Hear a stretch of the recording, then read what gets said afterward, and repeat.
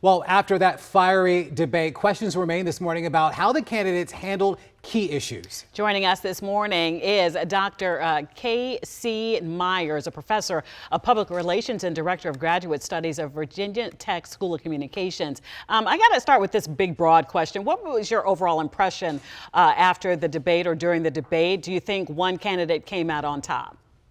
Well, I don't know that they changed anyone's mind. That would be my impression. It was a fiery debate, and certainly it was one where there were a lot of discussions around political issues, but not a lot of substantive answers. I think that one of the big takeaways is that this is a race that has been polarized by the J. Jones text message issues. It's also we had a lot of questions about some of the larger kind of questions on parental rights and things. But again, I think that if you look at Earl Sears, she came across very aggressively toward Spanberger with her questions, but I don't know that you had a lot of responses from Spanberger. You had a lot of kind of equivocation. So ultimately, for the viewer, I don't know that it left anybody's mind changed. Dr. Myers, before we move on to our next question, I want to follow up with that. You talked about sort of the way in which these two women looked on stage. And I think for the lieutenant governor, I think there was this impression that she really needed to sort of step up in that debate because polls had her trailing behind, and she has been since we started polling last year.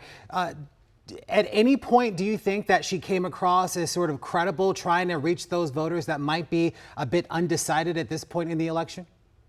Well, I think that there's a strategy in what she did, and the strategy is that she needs this sort of breakout moment where she asks a question and then Spanberger responds in such a way that then that can be repackaged and played on social media or in campaign ads that really defines the debate and defines the race.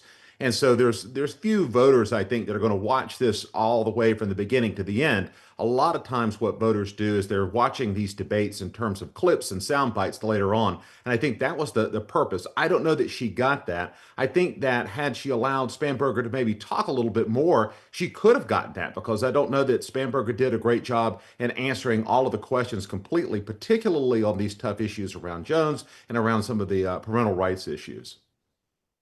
22 texts from J. Jones. We know they threatened violence, and we know that Spanberger was pressed on whether she would call on him to drop out of the race or not. Marcella touched on it as well, our live reporter in Norfolk, showing us that she did condemn the comments, but stopped short of pulling her endorsement. So what message, in your opinion, does that send, and how might that play out moving forward politically?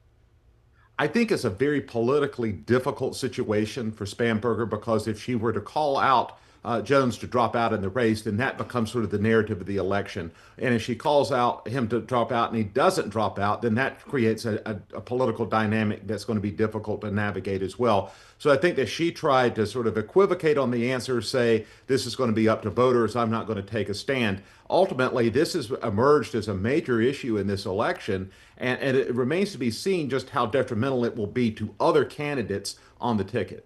Dr. Myers, we want to talk about the government shutdown because it's having a big impact on the Commonwealth. Let's take a listen to a little bit of what we heard from last night's debate. It is only increasing the challenge that they are facing after months and months of the attacks from this White House under Doge. When are you going to publicly say to Senators Kaine and Warner, go and do your job and keep federal workers working? That's the way you stop the shutdown.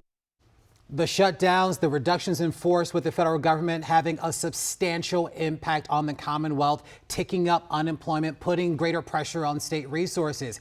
Did either candidate, in your opinion, really set themselves apart in trying to convey the hurt, the harm that workers in our area are dealing with, and how they would address it effectively should they be the next governor?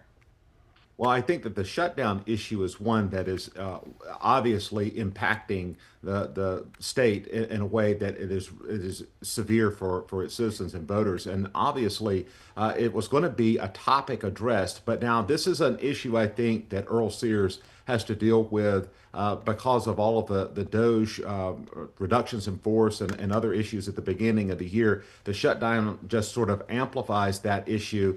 As well. I don't know that either candidate answered it in such a way that's going to be sort of satisfactory to the voters of Virginia. I don't also know that there was an answer that's going to change anyone's mind.